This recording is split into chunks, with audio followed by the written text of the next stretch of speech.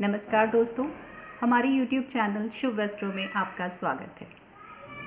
आज हम पितृपक्ष और पितृदोष के बारे में बात करेंगे।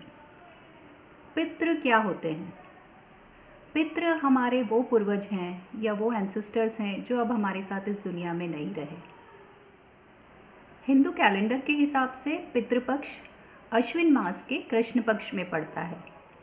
यह 16 दिन का पीरियड होता है जिसकी शुरुआत पूर्णिमा से होती है और इसका अंतिम दिन होता है अमावस्या के दिन, जिसे हम सर्वपितृ अमावस्या के नाम से भी जानते हैं।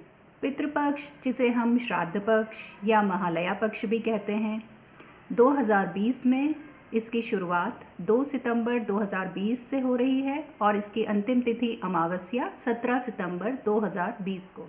हिंदू धर्म में इस पीरियड का बहुत ज़्यादा इम्पोर्टेंस है।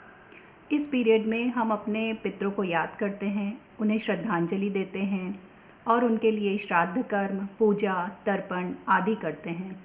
स्पेशली हम फूड ऑफरिंग्स के थ्रू उन्हें खुश करते हैं और उनका आशीर्वाद प्राप्त करते हैं। यदि किसी व्यक्ति की अनायास मृत्यु हो जाती है, जैसे एक्सीडेंट वगैरह से, या फिर किसी व्यक्ति का जाने अनजाने अंतिम संस्कार ठीक से नहीं हो पाता, तो उस व्यक्ति की आत्मा को शांति नहीं मिलती।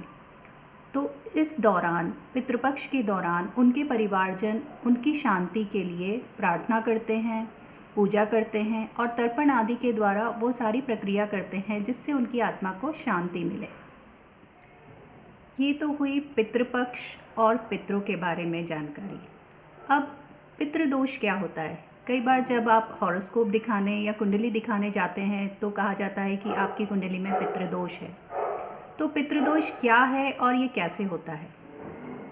तो पितृदोष होने के कई कारण हैं, जैसे कई बार जाने अनजाने में आपके एंसेस्टर्स यानी कि पूर्वजों के द्वारा कोई ऐसी गलती की गई है जिससे दूसरों को दर्द पहुंचा है, और कई बार किसी की मृत्यु के पहले उसकी कोई बहुत स्ट्रॉन्ग इच्छा थी जो पूरी नहीं हो पाई।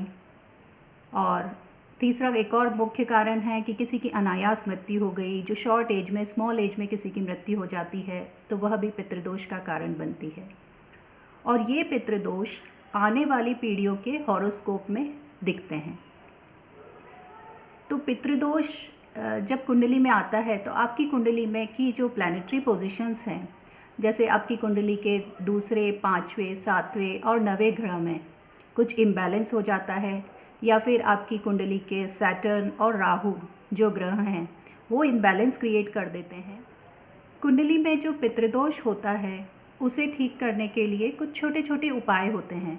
सबसे पहला उपाय तो है कि आपको रोज़ अपने पितरों के लिए जल अर्पण करना चाहिए। स्पेशली ये जो श्राद्ध पक्ष है, इसमें जो जल आप तर्पण करते हैं वो पितरों तक बहुत जल्दी पहुंचता है।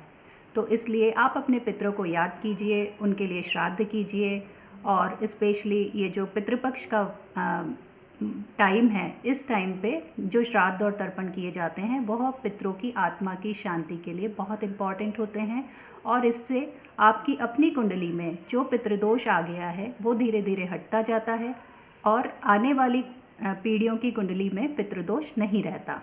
जिस भी तिथि के दिन किसी भी व्यक्ति की आपके परिवार में मृत्यु हुई है, तो इस पितृपक्ष के दौरान उस तिथि के दिन उसका श्राद्ध निकालना चाहिए।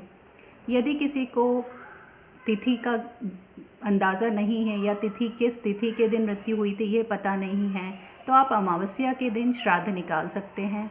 इससे पितरों को शांति मिलती है, उनकी मुक्ति होती है और आपकी पत्रिका में से, आपके हॉरोस्कोप में से जो पितृदोष है वो निकल जाता है।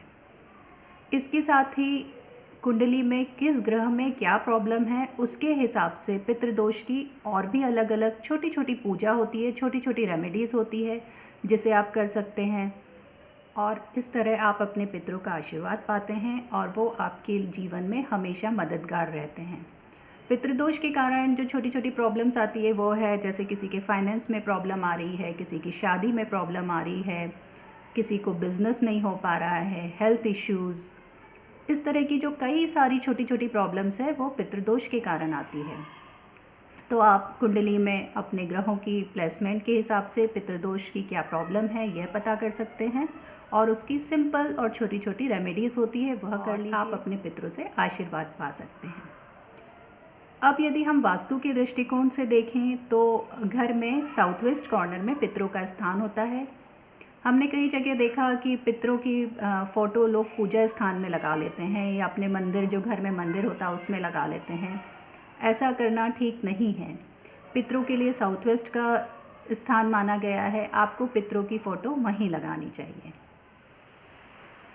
उम्मीद है हमने जो जानकारी आपको दी वो आपको यूज़फुल लगी, और यदि आपको इसी तरह से एस्ट्रोलॉजी, वास्तु से रिलेटेड जानकारी, रेमेडीज़ और टिप्स चाहिए तो आप हमारे यूट्यूब चैनल को सब्सक्राइब कर लीजिए।